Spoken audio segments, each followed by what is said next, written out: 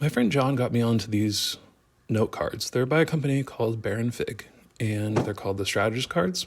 And he didn't really say, hey, you should try these. He asked me if I could make a case for his because he uses the gridded version.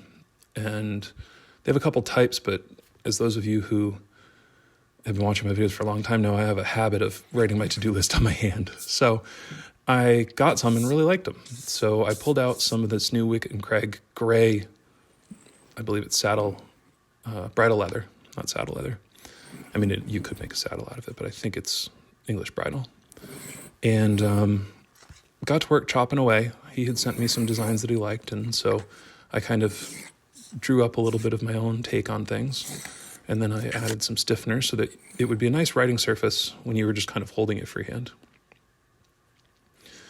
Now, I met John, almost 15 years ago, and he came to my house when I was living in Brighton, which is kind of a borough of Boston, if you will. And my workshop was in the dining room, and my bedroom was a four-season sunroom, and then I had two roommates. So, typical post-college stuff. And this was 2011 or 2012, and he came. John was a writer for multiple different blogs. If you look up pretty much anything to do with BMWs or watches or menswear, one of the top articles will probably be something that John's written a decade ago, and you go, wow, people were already interested in this stuff to this level back then, and that's amazing. Now, obviously, people have always been interested in BMWs and watches, but I'm talking more in terms of the collector vintage market, where you go, oh, I'd love to get one of those, and you realize, oh, people have been doing this for a while now. That's usually John. So when he asked me to make something, I always pay extra attention to what it is, because he's quite the trend catcher. And when I saw that he wanted some, he told me to check out these cards because he wanted a case for them. I was like, oh, those could really help. And they're $10 for 100. So my habit of using a field notes pad for the last 15 years has resulted in me having about 4 or 5 dozen field notes notebooks that I just kind of cart around with me. And this design I kind of like because, maybe one page out of every 10 or 15 I want to keep for, most of them just have to-do lists.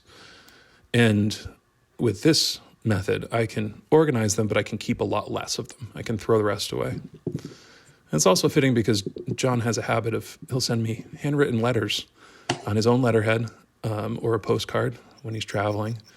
And it's funny because we keep in contact that way as much, if not more, than we do via the phone or text or, the rare circumstances now that he's moved to a different place that we get to see each other in person.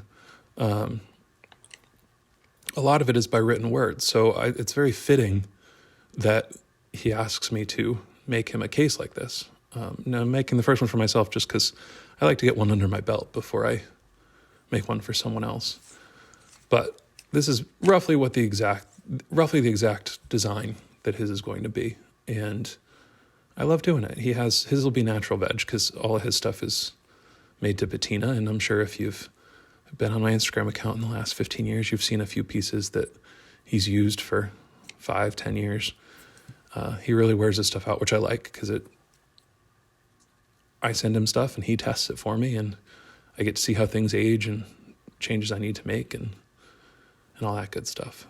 So I'm going to use my signature chisels on this in a 5mm size, and we're going to punch the tops of this case. This is kind of similar in construction to the summer wallet in that you make 2 small wallets and kind of glue them together. I'm using Dunmore thread in beige here. I believe this is Tech 135.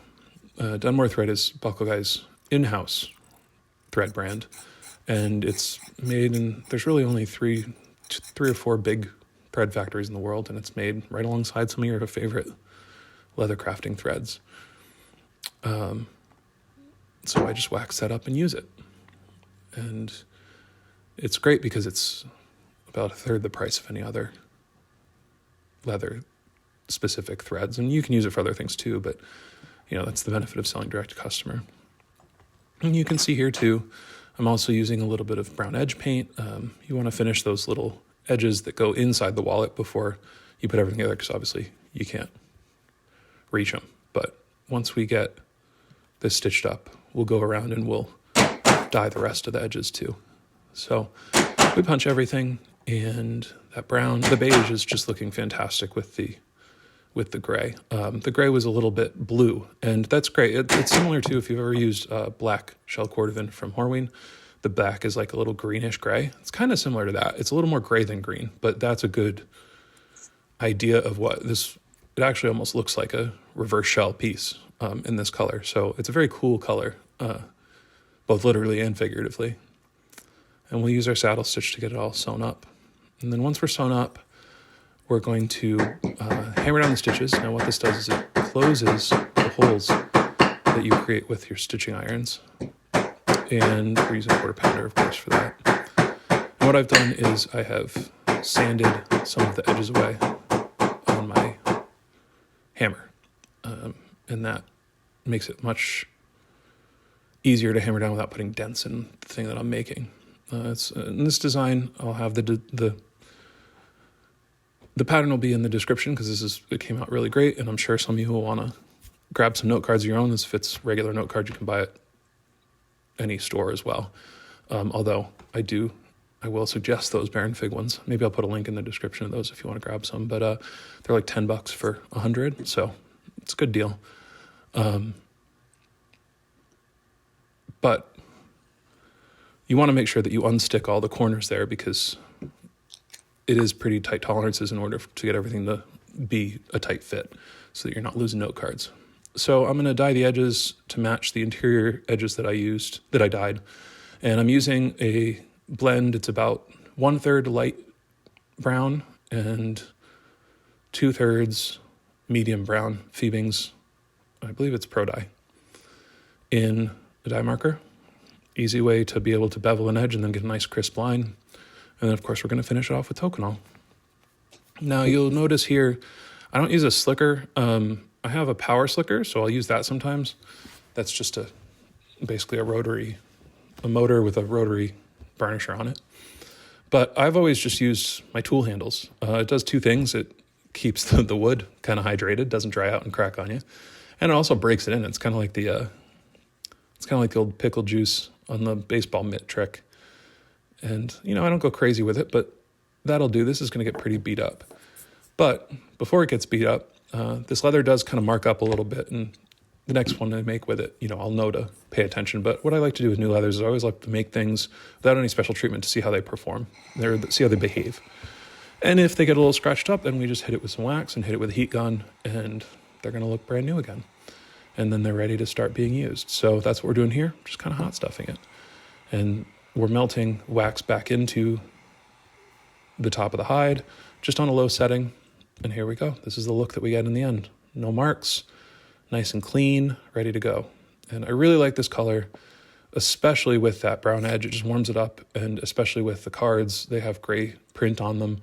Really goes well with this color. So the idea is that you just slip your card in and it holds it, and then you have a nice writing surface with that stiffener. It's a really great writing surface with any sort of pen. The only pen I haven't tried it with is an ink pen, but if you want to use an ink pen, you know a lot more about this stuff than I do. I'm storing my new cards on the back, and then the used cards that I want to keep can go under, you can see right there, under the card that's being used. The other cards I just toss away. So that's going to be it. The pattern will be in the description for a few dollars if you want to make one on your own. And thank you so much for watching. I'll see you in the next one.